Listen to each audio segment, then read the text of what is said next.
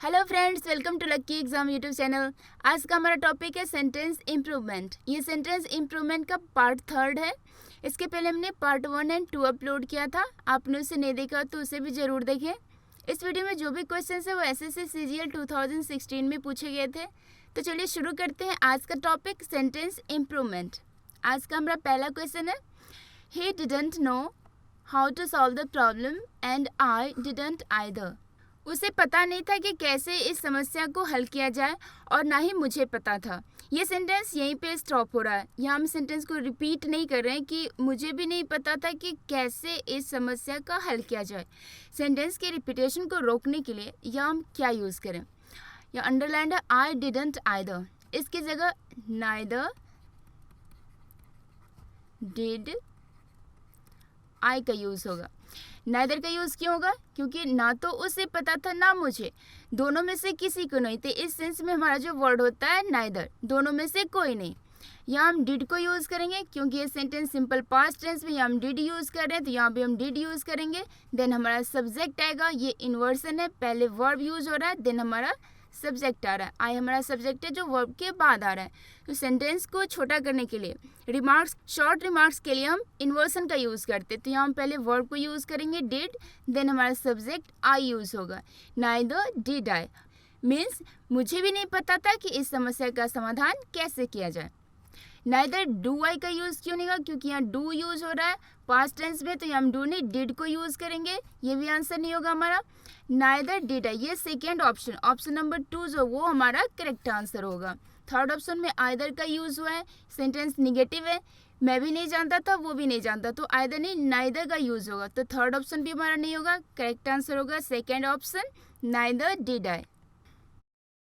Next sentence है, it is a place far off here. यहाँ हम ऑफ को यूज़ कर रहे हैं। दूरी के सेंस में हमारा जो प्रीपोजिशन होता है वो होता है फ्रॉम, तो यहाँ हम ऑफ की जगह फ्रॉम को यूज़ करेंगे। यहाँ क्या आएगा? फ्रॉम। कहीं से भी दूरी, जैसे कि far from Delhi, far from any place, तो यहाँ हम फ्रॉम को यूज़ करेंगे, ऑफ को नहीं। यहाँ फिर बाय को अगर यूज़ करेंगे तो भी ये दूरी के सेंस में बाय को नहीं यूज़ कर सकते, अवे को भी नहीं, तो हमारा करेक्ट आंसर होगा second option, far from here, option number 2। Next sentence है, the rays of the sun that is setting glimmer like golden threads. डूबते हुए सूरज की किरण चमकते हैं सोने के धागे की तरह। डूबता हुआ सूरज, इसके लिए हम यूज करेंगे the setting sun. The setting sun, the setting का मतलब है डूबता हुआ, सन मीन्स सूरज, डूबता हुआ सूरज, द सेटिंग सन। तुम्हारा सब्जेक्ट हो जाएगा the rays of the setting sun, और सब्जेक्ट हमारा द रेज है, तो इसके अकॉर्डिंग हमारा वर्ब भी यहाँ प्लूरल फॉर्म में, और रेज क्या प्लूरल है, ये हमारा प्लूरल फॉर्म है, तो वर्ब भी और प्लूरल फॉर्म में यूज़ हो रहा है। इसके साथ हम एस या ई एस का यूज़ नहीं करें, मीन्स ये प्लूरल फॉर्म में, ये बिल्कुल सही है। तो इस पार्ट में हम the sun that is setting की जगह द सेटिंग सन को यूज़ करेंगे, क्योंकि सेंटेंस में डूबता हुआ सूरज, डूबता हुआ सूरज के लिए जो वर्ड होगा वो होगा द सेटिंग सन। तो करेक्ट आंसर होगा option number 3, the setting sun glimmer. Next sentence है, will you lend me few rupees for the taxi fare. क्या तुम मुझे टैक्सी किराए के लिए कुछ रुपए दोगे? लेंड मी, मुझे दोगे फ्यू रुपीज, फ्यू को यूज कर रहे हैं। फ्यू का मतलब होता है नहीं के बराबर। फ्यू के साथ अगर हम ए को यूज करते हैं अ फ्यू, तो इसका मतलब होता है कुछ, मीन्स थोड़ा सा, पॉजिटिव होता है। ये अकेला फ्यू निगेटिव होता है और फ्यू पॉजिटिव होता है, बट इसमें कितना ये पता नहीं होता, सर्टेन नहीं होता। सर्टेन के लिए हम द फ्यू को यूज़ करते हैं। द फ्यू का मतलब होता है एक सर्टेन अमाउंट, तो यहाँ एक सर्टेन अमाउंट की भी बात नहीं हो रही और नहीं के बराबर भी नहीं हो रही, कुछ रुपए की मांग की जा रही, पॉजिटिव है, तो फ्यू भी यहाँ नहीं यूज होगा, और सर्टेन नहीं है तो द फ्यू भी नहीं यूज होगा। तो यहाँ क्या यूज़ करेंगे? A few, land me a few rupees, तो ये सेंटेंस हमारा मीनिंगफुल हो जाएगा। तो इसका आंसर होगा lend me a few rupees, option number 2, lend me a few rupees. Next sentence है, the higher you climb a Himalayan peak more cold you feel. जितना ऊंचा तुम हिमालय पिक पर चढ़ते हो उतना ही ज़्यादा तुम ठंड महसूस करते हो। इस सेंटेंस को हम, एक स्ट्रक्चर होता है ग्रामर का, the comparative degree, then clause, again the with comparative degree, then clause. Proportional decrease या इंक्रीज को बताने के लिए हम इस स्ट्रक्चर को यूज़ करते हैं। द के साथ कॉम्पेरेटिव डिग्री, अगेन द के साथ कॉम्पेरेटिव डिग्री। यहाँ द के साथ हायर क्या है, comparative degree. You climb a Himalayan peak, ये हमारा क्लॉज है। ये सेंटेंस, ये पार्ट बिल्कुल सही है। मोर कोल्ड, यहाँ पे हम द एंड कॉम्पेरेटिव डिग्री को यूज़ करेंगे, तो यहाँ हम क्या यूज़ करेंगे, द। कोल्ड का कॉम्पेरेटिव डिग्री होगा कोल्डर, द कोल्डर। तो ये सेंटेंस हमारा सही हो जाएगा। द कोल्डर यू फील, उतना ही ठंड तुम महसूस करते हो। तो हमारा आंसर होगा option number 1, the colder. Next sentence है, they were all astonished at the team's dramatic success in the competition. Competition में टीम की नाटकीय सफलता पर वे लोग पूरी तरह अचंभित थे। दे हमारा प्लूरल सब्जेक्ट है, तो इसके लिए हमने वेयर को यूज़ किया। ऑल एस्टोनिश, पूरी तरह से अचंभित थे। एट, किसी चीज़ पर, किस चीज़ पर, the team's dramatic success in the competition, competition में टीम की नाटकीय सफलता पर। तो ये सेंटेंस हमारा पूरी तरह से सही है। प्लूरल सब्जेक्ट के लिए प्लूरल वर्ब यूज़ कर रहे हैं, किसी चीज़ की सफलता पर तो यहाँ एट यूज़ कर रहे हैं, तो इसमें किसी इम्प्रूवमेंट की रिक्वायरमेंट नहीं है, तो इसका आंसर होगा option number 4, no improvement. Next sentence है, she is bent to taking revenge against her attacker. वह अपने हमलावर के अगेंस्ट बदला लेने पर तुली हुई है, अडिग है। ये स्ट्रक्चर होता है बेंट अपॉन समथिंग, मीन्स किसी चीज़ पर डिटरमाइंड होना। इसके लिए जो हम प्रीपोजिशन यूज़ करते हैं वो होता है अपॉन, तब इसका मतलब होता है किसी चीज़ पर अडिग होना।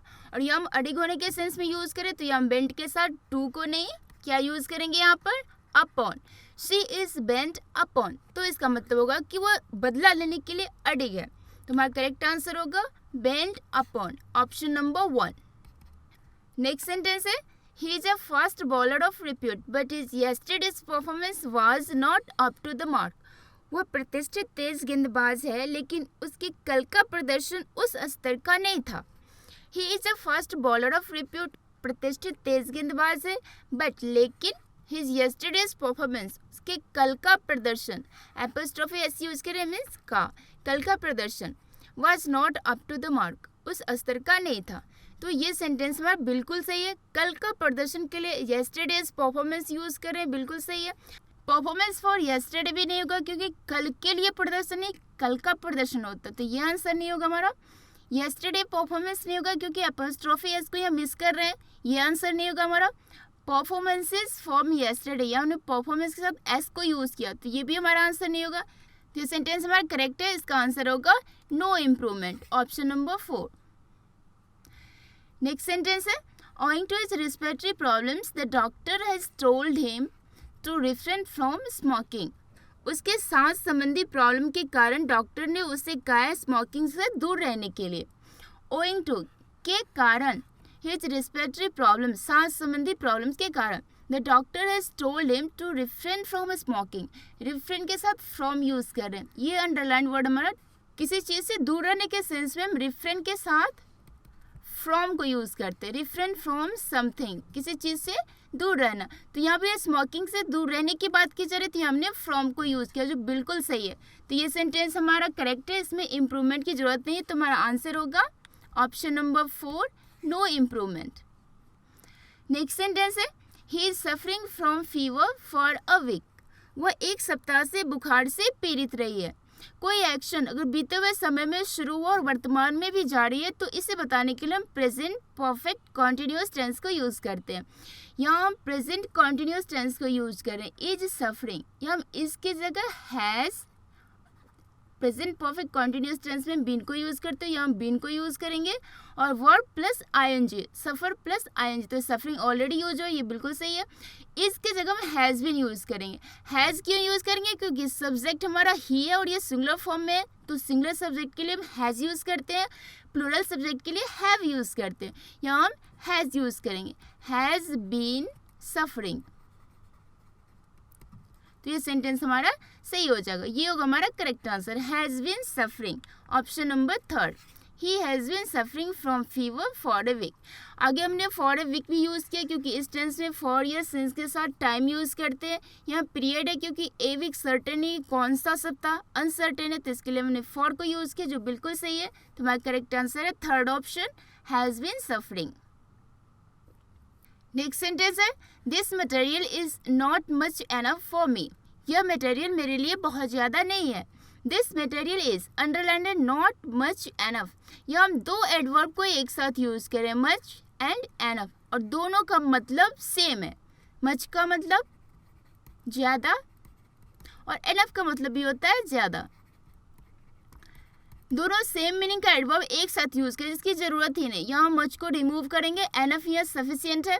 This material is not enough for मी, तो ये सेंटेंस हमारा सही हो जाएगा। तो इसका आंसर होगा option number third, not enough.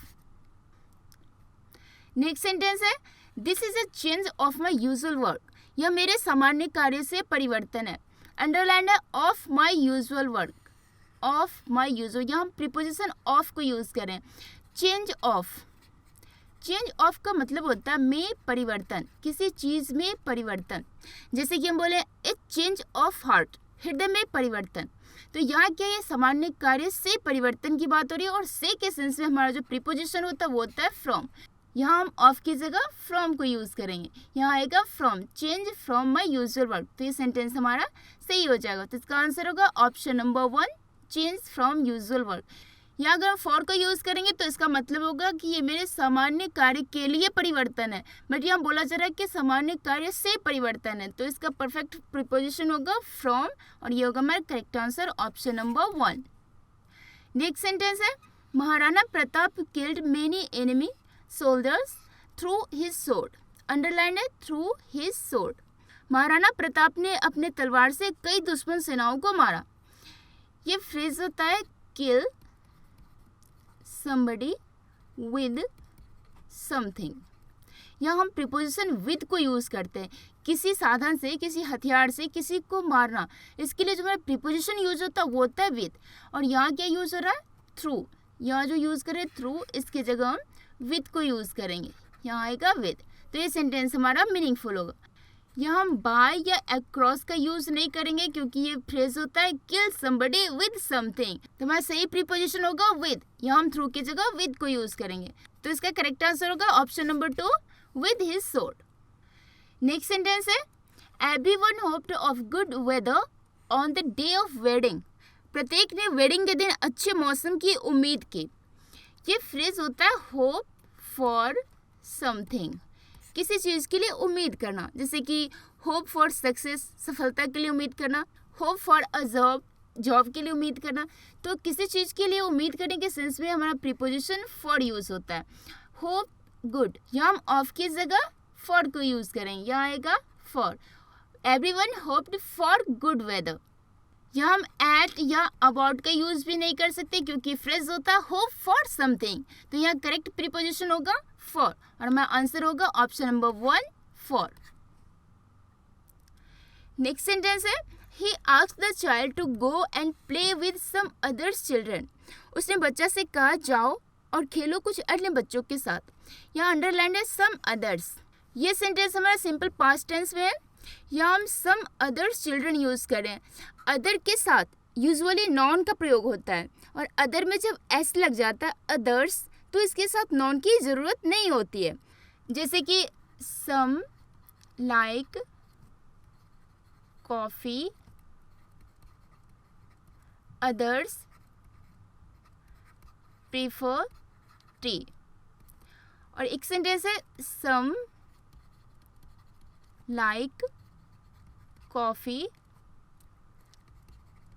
Other people, या हम नॉन यूज़ करें प्रीफर टी। तो यहाँ जब हमने अदर्स यूज़ किया तो इसके साथ हमने नॉन नहीं यूज़ किया, लेकिन यहाँ अदर यूज़ करें तो इसके साथ पीपल, ये हमारा नॉन है, यहाँ हम नॉन को यूज़ कर रहे हैं। यहाँ हम डायरेक्ट वर्ब पे आ रहे हैं, प्रीफर पे आ रहे हैं, लेकिन यहाँ पहले नॉन यूज़ हो रहा है देन वर्ब आ रहा है। तो अदर के साथ यूजुअली नॉन का प्रयोग होता है, लेकिन अदर्स जब उसमें एस का प्रयोग करते हैं अदर्स, तो इसके साथ नॉन की ज़रूरत नहीं होती। तो यहाँ क्या है कि सम अदर्स चिल्ड्रन। इस पार्ट में क्या है कि अदर्स यूज़ करना है, उसके बाद हमारा चिल्ड्रन, ये हमारा नाउन आ रहा है, तो यहाँ हम अदर्स की जगह क्या यूज़ करेंगे, अदर यूज़ करेंगे यहाँ पे, तो ये सेंटेंस हमारा सही हो जाएगा। तो इसका करेक्ट आंसर होगा option number 3, some other. Next sentence है the boys absented themselves for 2 days। लड़कों ने खुद को 2 दिन के लिए अनुपस्थित रखा। अंडरलाइन है एब्सेंटेड देमसेल्व्स, यहाँ हम वेयर एब्सेंट को भी यूज़ कर सकते हैं, वेयर एब्सेंट, इसका भी मतलब सेम होता है, यानी कि लड़के 2 दिन के लिए अनुपस्थित थे। लेकिन अगर हम एब्सेंटेड देमसेल्व्स को भी यूज़ करें तो ये भी बिल्कुल सही है, तो इस सेंटेंस में कोई एरर नहीं है, इसका आंसर होगा option number 4, no improvement. Next sentence है my mother insist on setting up something every day for charity. मेरी माँ दान के लिए हर रोज कुछ बचाने पर जोर देती है। यह अंडरलाइंड है अप, मीन्स इस सेंटेंस में प्रीपोजिशन की गलती है। सेटअप, पहले तुम्हें पता होना चाहिए कि सेटअप का मतलब क्या होता है। सेटअप का मतलब होता है कोई व्यवसाय आरंभ करना, टू स्टार्ट अ बिजनेस। तो यह व्यवसाय आरंभ करने की बात नहीं होती, हम अप का यूज़ नहीं कर सकते हैं। ऑन का यूज़, ऑन का मतलब क्या होता है, सेट ऑन। सेट ऑन का मतलब होता है, सेट के साथ अगर ऑन को यूज़ करते तो उसका मतलब होता है उकसाना, उकसाना या भड़काना। तो यहाँ उकसाने या भड़काने की बात नहीं है, तो ये आंसर नहीं हो सकता हमारा। इन अगर यूज़ करते सेट इन, तो इसका मतलब होता है, सेट इन का मतलब होता है किसी चीज़ को इंस्टॉल करना या फिर आना या पहुँचना। इसके कई यूजेज होते हैं। सेट इन का इंस्टॉल करने के लिए भी सेट इन को यूज़ करते हैं, या फिर आना या पहुंचना के सेंस में सेट इन को यूज़ करते हैं। और एक वर्ड होता है सेट असाइड, सेट असाइड, और इसका मतलब होता है बचा कर रखना, बचा कर रखना मीन्स सेविंग करना, फ्यूचर के लिए कुछ बचा कर रखना। और यहाँ यही बात हो रही है कि तुम्हें कुछ बचा कर रखना चाहिए चैरिटी के लिए, तो इस सेंस में हमारा जो प्रीपोजिशन होगा वो होगा असाइड। तो हमारा करेक्ट आंसर होगा option number 3, setting aside something. तो ये था आज का हमारा सेंटेंस इम्प्रूवमेंट। ये सेंटेंस इम्प्रूवमेंट का पार्ट 3 था। अगर आपको हमारा वीडियो पसंद आया हो तो प्लीज़ इसे लाइक, शेयर एंड सब्सक्राइब ज़रूर करें। Thanks for watching.